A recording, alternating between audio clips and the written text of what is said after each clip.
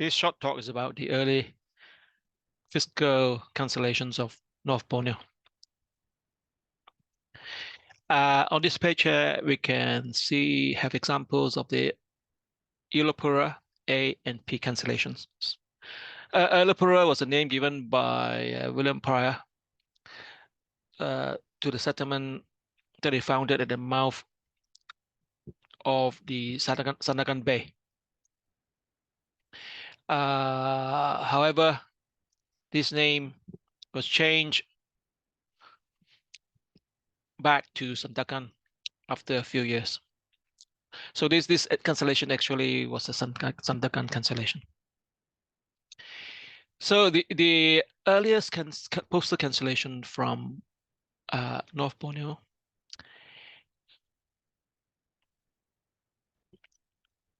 or amongst the earliest anyway, was this cancellation usually have the prefix either A or P. They were used postally mainly between January 1884 and April 85. So not normally on the stamps on when it's on the cover, but usually found elsewhere on the cover. So this is very likely with this stamp here, with the Ulupura A, that this was done cancelled fiscally. So for the high values. Bear in mind that in the very early days, the fiscal cancellers and the postal cancellers are probably quite interchangeable due to a lack of cancellers, basically.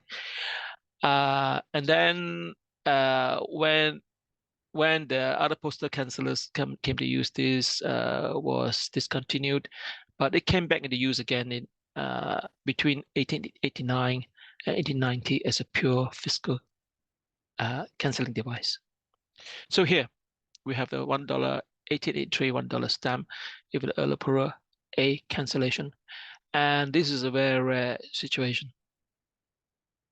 I probably have seen about 2 or 3 examples so far. With the use as a fiscal cancellation in 1889 and 1890, one can see some examples here. These are mainly on the high value stamps, like the 25 cents or 50 cents or $1 stamp. And sometimes you can also see them in the $5 and $10 stamp. These are from the 1889 issue. Occasionally, you might find them in low values. Okay, low values are also needed for fiscal purposes. And bear in mind, this 1889 issue was eligible for both postal and revenue purposes, as seen here on this scroll. This Ulupura cancellation is actually quite interesting in the sense that it came in different varieties, in that you can have the month and the day transpose, okay, or you can have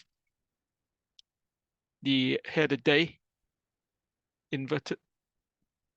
There are varieties where the year has been inserted by hand or manuscript. So quite a popular cancellation for collectors. Some early fiscal cancellations. My earliest example would have a date of 19th of February 1885. Bear in mind, the first stamps were issued in 1883, and this is actually from the 1883 issue, 8-cent stamp, with a part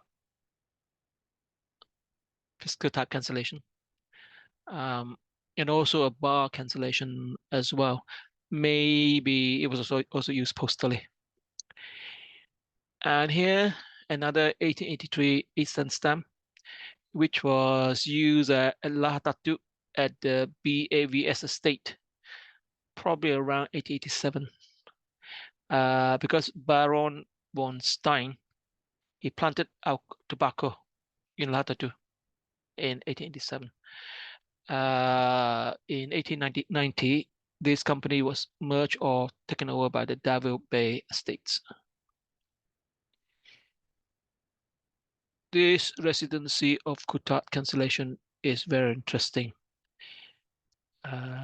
in the sense that here we have evidence that it was used as a postal cancel. Because with this 1883 8 cents overprint stamp, you have evidence of a Singapore cancel on these two stamps, which means that it went through Singapore on an envelope.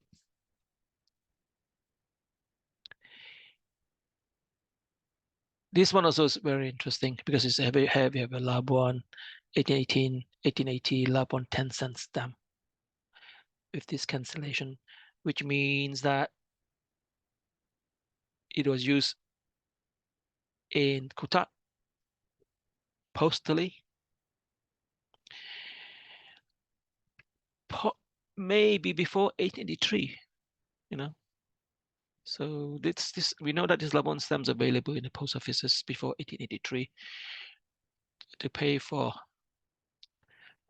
mail sent overseas, which usually had to go through Labuan. Following on the same sort of design for the residency of Kutat, we have the residency of Silam. Silam with two L's. Yeah. We don't have a date on this stamp, so we have to say when it was done. But this stamp was 1888. It was 88, 50-cent stamp. So the chop here is in red. And then here on the 1894 stamp, 25-cent stamp, this chop was in violet. We have a black one here, but I'm not sure whether I could say that it's definitely from Ceylon because it could well be from Kutat as well.